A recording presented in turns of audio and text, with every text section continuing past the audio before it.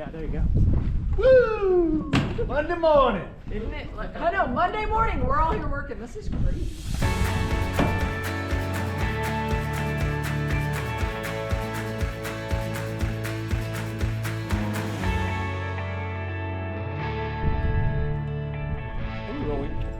Okay.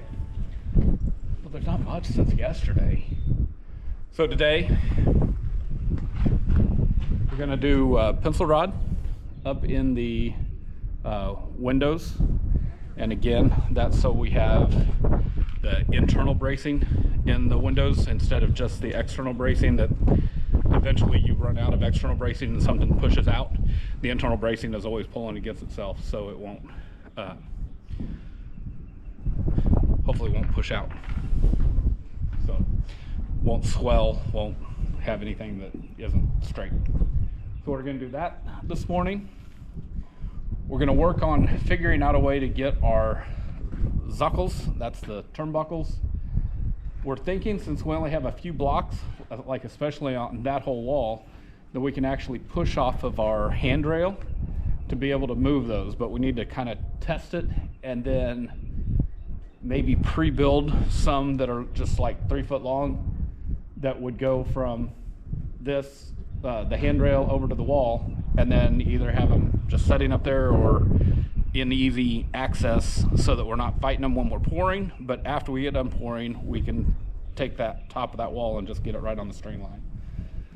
Over here, we're definitely doing some turnbuckles down to the floor because that wall is hinging, you know, right at the bottom of those windows. So we have quite a bit of movement there if we can get anything to move with the scaffolding in place like it is. Yeah, it might be where it is, but we'll see that, or take that one, play that one by ear as we get our turnbuckles up there. Same on this wall. This wall has a pretty big floppy thing to it. So we're gonna have to put something on there that will help support it. We have the 2x4 along the outside edge that will keep us somewhat straight. At least keep it, you know, into a fair curve. I just don't want any curves. So. They took the floppy disk away from me. You don't have anything to call floppy anymore. So you call The the wall. IT guy uses floppy as Floppy, yes. floppy. The wall's floppy. The wall's floppy. Until it gets concrete in it, it's gonna be a little floppy. It's true. It's true. Floppy things aren't good. Floppy things aren't good. We'll just leave that one right there. Yep. Yeah, that's about it. We're gonna get a little bit more rebar. Dad went after it. Fiberglass rebar. That's what we're using for the horizontals. We need some of that for the garage wall, and then we have just a couple of pieces around the very top that we need. And you saw the pictures of us putting in all of the plugs in for our cavities that all of our joists and everything will set in yesterday. So all of that's done.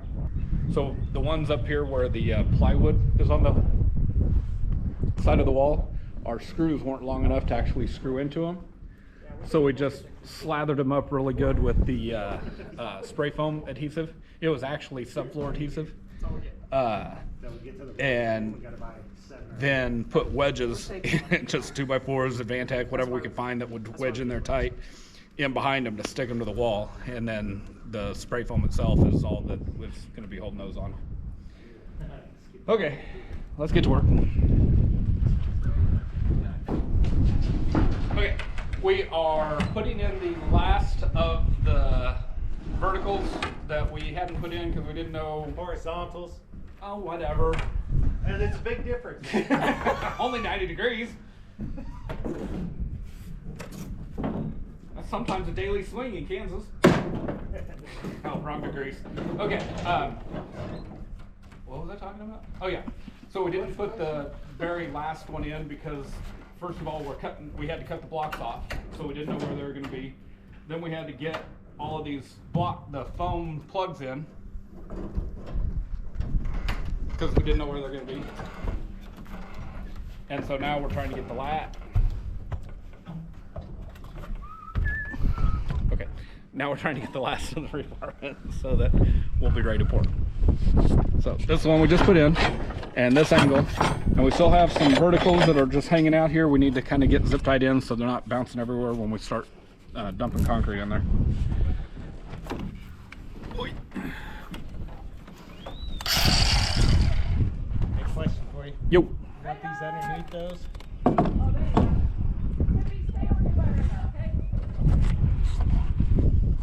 We're over 2 inches in. Okay. So I'd say we might just zip tie it, and then that would also give us most of our other verticals. Yeah.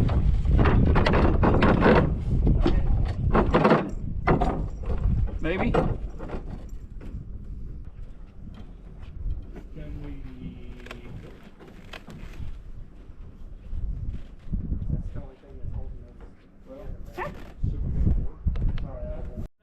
Okay, next up is pencil rod. And we got the newfangled pencil rod. It's threaded. So last time we had compression fittings because we had smooth pencil rod. We did that because we used up what the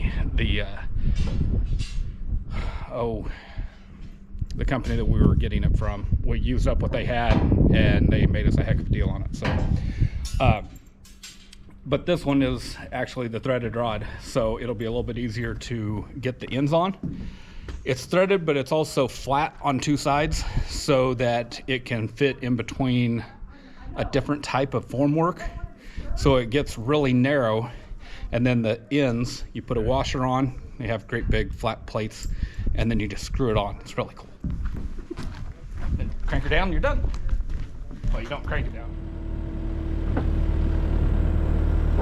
They're straight.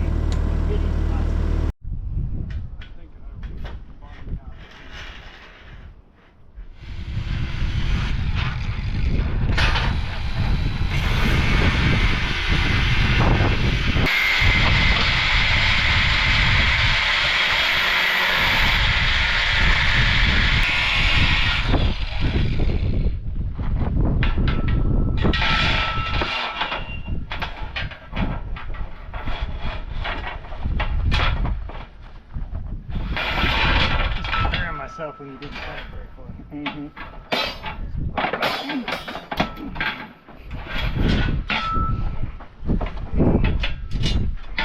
Uh-oh.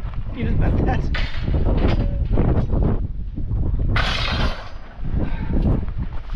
Wow. Headache.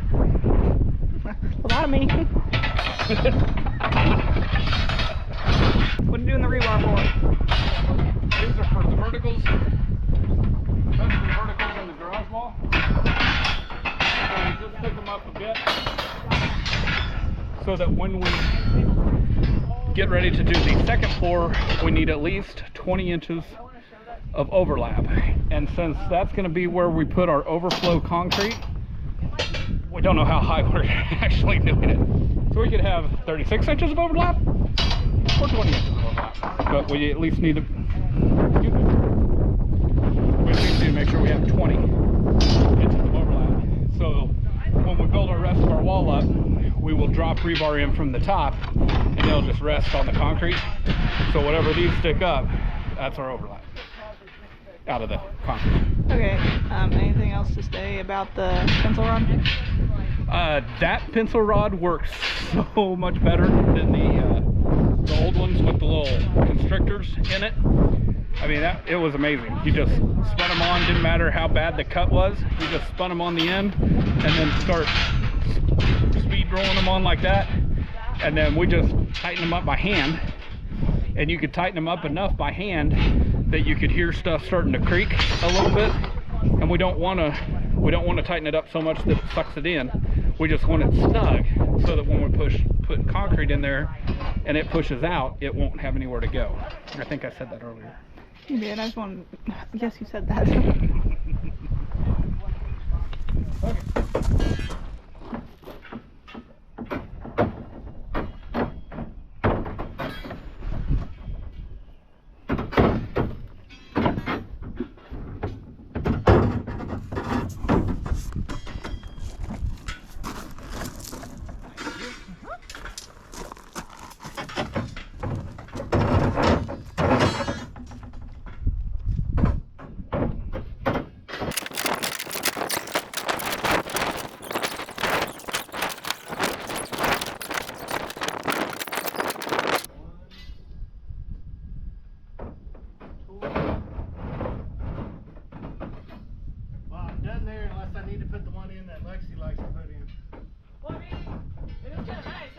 disappears? It goes. Yeah. I did that over there. It's all the way down the bottom. We're good. All done.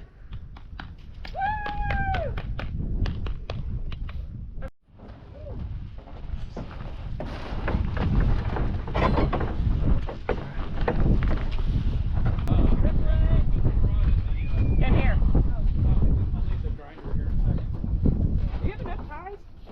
No. Okay. George is picking some up, so we'll use these until they're gone. I can go look and see if we have more, but I don't know that we do.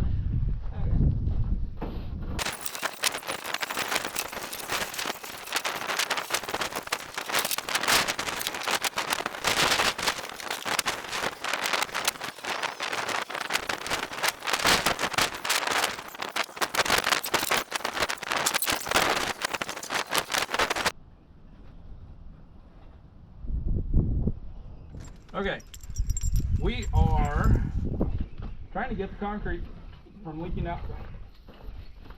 out of our brick ledge. On the end, it would flow through there, out here, and pile there. So we're trying to not do that.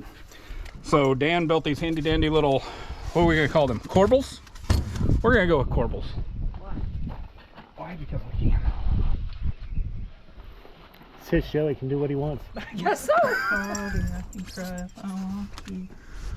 Okay, and then to keep this, so we're putting some screws into here, but there's nothing really to hold it from tipping out. So we're putting adhesive, the same adhesive that we used yesterday, on the end of here, so that we can really cuss ourselves later when we try to take these off. Great. Love those times. Oh, hang on. So it won't tip and break out on us. That's what it was. I knew it was one of those two. Right there. I tried to put him in a nice, easy place to find. At the bottom of the wall here in about 2 seconds.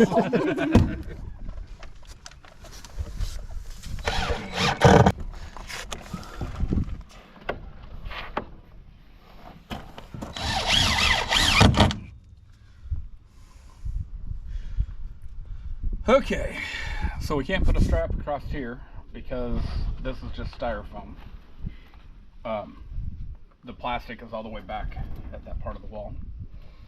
So the only thing this has to resist is the weight of the concrete going just past here, because then you're supposed to let that cure enough that the concrete self-supports itself before you go on up.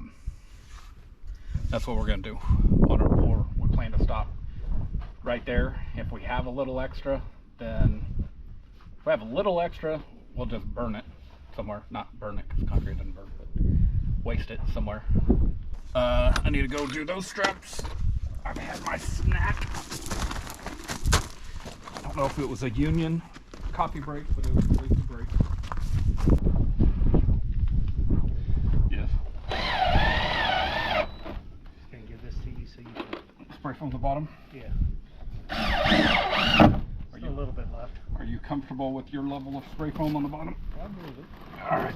I was comfortable where it was before.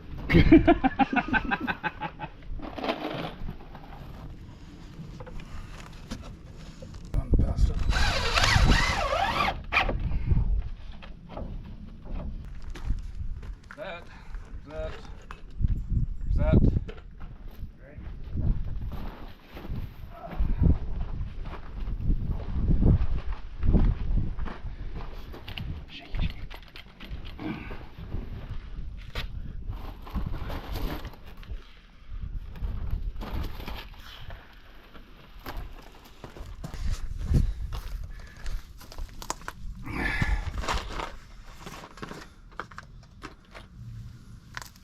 We got the camera going. Might as well. Bullets!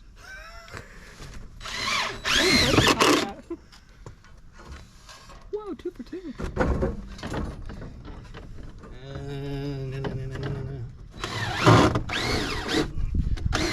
Swing and a miss. Bullets. Thought maybe you pull the bullet out and you want to use it. No, It was already spent. that was already.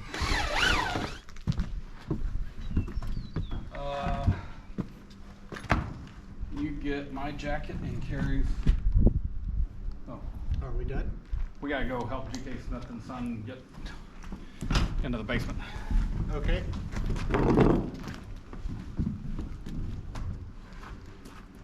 Or jacket and carries. We didn't finish the carry.